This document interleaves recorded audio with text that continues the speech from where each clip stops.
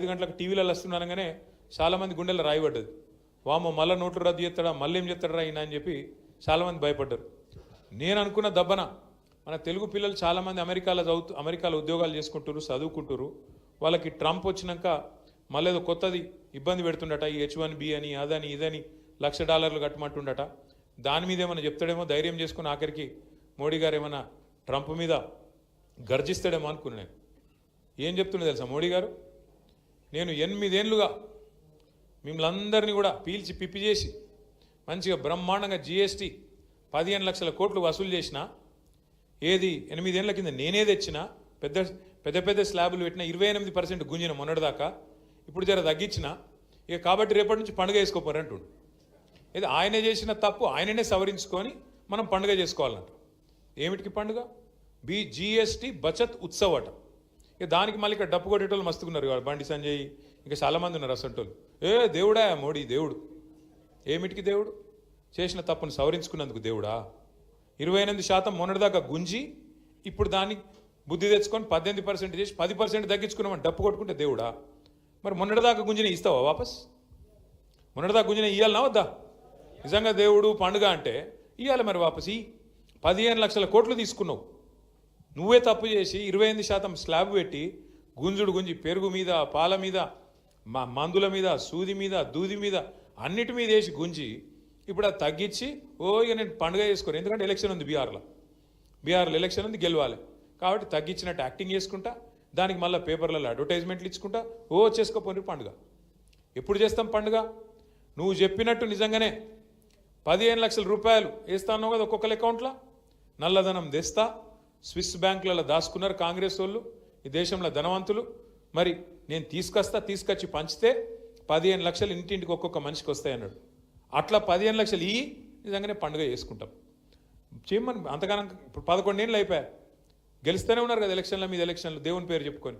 మరి ఆఖరికి వచ్చి మరి పైసలు ఏమంటే పైసలు మాత్రం 15 లక్షలు రావు. ఈయన చెప్పిన 15,000 రావు, ఆయన చెప్పిన 15 లక్షలు రావు. అట్లాగే ఈయననే చెప్పిండు మోడీ గారు 2022 కల్లా రైతుల ఆదాయం డబల్ చేస్తా అన్నాడు. అయిందా? డబల్ ఎక్కనండి భారతదేశంలో రైతుల ఆదాయం ఎక్కడన్నా అయిందా? నువ్వు డబల్ చేస్తే తప్పకుండా పండుగ చేసుకుంటారు రైతులు. అట్లాగే నువ్వే చెప్పినావు 2022 కల్లా భారతదేశంలో ఇల్లు లేనోళ్ళు ఎవరు ఉండరు, ప్రతి ఒక్క పేదవాడికి ఇల్లు కట్టిస్తా అని చెప్పిందే నరేంద్ర మోడీ. మరి 2022 అయిపోయి 3 ఏళ్ళ, ఇంకొక 4 రోజులు అయితే 2025 కూడా అయిపోతుంది. వచ్చినాయి ఇండ్లందరికీ, ప్రతి ఇంటికి నల్లా ఇస్తా అన్నాడు దేశంలో. ఇక్కడ కేసీఆర్ ఇచ్చిండు తప్ప ఆయన ఇచ్చింది ఏం లేదు.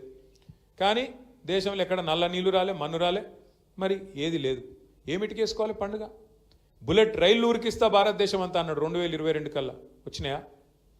ఏది రాలేదు. కానీ కరీంనగర్లో మాత్రం బీజేపీకి ఓట్లు కుదుతాను. మీరు మెచ్చుకోవాలి, మీరంటే మీరు కాదు, అక్కడ ఉన్నోళ్ళు. ఎందుకు? మరి గంగుల కమలాకర్ అన్న ఇంత పని చేస్తాడు, అవతలోడు నయా పైసా పని చేయడు. ఆఖరికి మాత్రం ఒక్కసారి డైలాగ్ కొట్టాలి, దేవుని పేరు చెప్పి మొక్కాలి, ఓటేమని అనాలి, మీరు గుద్దాలి, అంతే, ఇంకేం లేదు. అదొకటే కావాలి మనకి, ఇంకేం లేదు. ఆయన సిలిండర్ ధర పెంచింది మర్చిపోయినాం. ఇదే మోడీ గారు కదా. 350 రూపాయలు నేను వచ్చినప్పుడు, ఇలా ఎంత అయింది? 1000-1100 అయింది. తగ్గి మళ్ళీ 350కి పండుగ చేసుకుందాం, అది చేయడు. డీజిల్ ఎంత ఉండే, పెట్రోల్ ఎంత ఉండే? 65 ఉండే. ఇవాళ ఎంత అయింది? 110-108 అయింది. తగ్గి మరి 50 రూపాయలకు తగ్గి. ప్రపంచమంతా ముడి చమురు తగ్గింది. ముడి చమురు ధర తగ్గుతుంది, కానీ మోడీ చమురు ధర తగ్గదు. ఏడిపోతున్నాయి పైసలని? మరి ముడి చమురు ధర తగ్గితే లాజికల్గా ఇక్కడ కూడా తగ్గాలి కదా, పెట్రోల్ డీజిల్ తగ్గది. ఎవరికి ఆడిపోతున్నాయి పైసలని? మరి ఇది అడిగేటోళ్ళు లేడు. ఎందుకు? మనకు సోయి లేదు. గుద్దుని గట్టిగా గుద్దుని దేవుడు దేవుడు దేవుడు అని గుద్దితే 8 ఇల్లు గెలిచిరు, 8 ఆళ్ళు గెలిచిరు. తెలంగాణకి ఏమొచ్చింది? ఈ సంవత్సర కాలంలో 8 వీళ్ళు గెలిచిరు, 8 వాళ్ళు గెలిచిరు. తెలంగాణకి ఏమొచ్చింది? గుండు, సున్నా, గాడిది, గుడ్డు.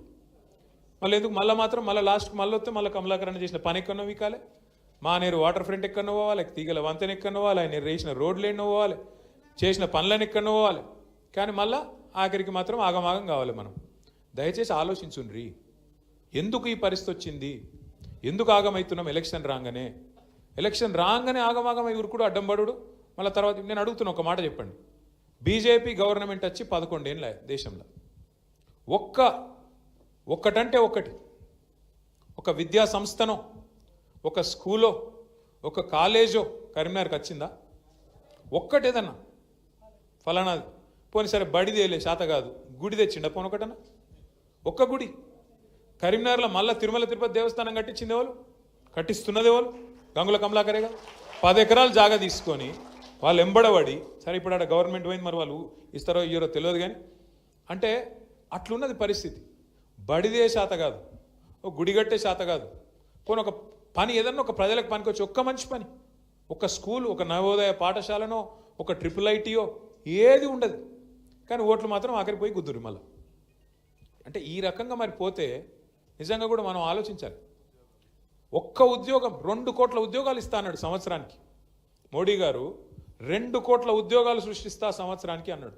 తర్వాత ఒక పాపం ఒక ఆయన టీవీ ఆయన అమాయకంగా పోయి అడిగిండు, సార్ మరి 2 కోట్ల ఉద్యోగాలు అంటే ఏం సంగతి అని. ఏమంటాడు తెలుసా ఆయన టీవీ ఆయన స్టూడియోలో చెప్తున్నాడు ఇంటర్వ్యూ.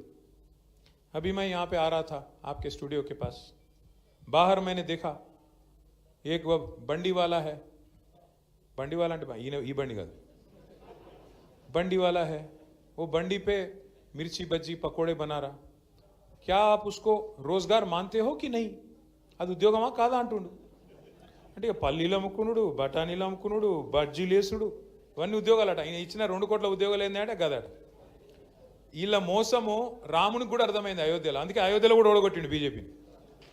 ఇలా మోసము, ఇలా లంగతనము రామునికి అర్థమైంది, అందుకే అయోధ్యలో కూడా ఓడగొట్టిండు, ఎలగొట్టిండు. వీళ్ళు లంగలున్నారని మన వాళ్ళకి ఇంకా అర్థమవుతలేదు కరీంనగర్లో. అంటే దయచేసి నేను మిమ్మల్ని కోరేది, ఏది మంచో ఏది మంచి కాదో ఏది చెడో తెలుసుకోనంత కాలం మనకు నష్టం జరుగుతూనే ఉంటుంది. ఇలా బాధపడుతున్నాం ఏమని, అరే ఆడ మేడిగడ్డని ఎండబెట్టిండు, నీళ్ళు ఇస్తలేరు రేవంత్ రెడ్డి. ఇయ్యాడు. ఎందుకు ఇయ్యాడు? ఎందుకంటే ఆయన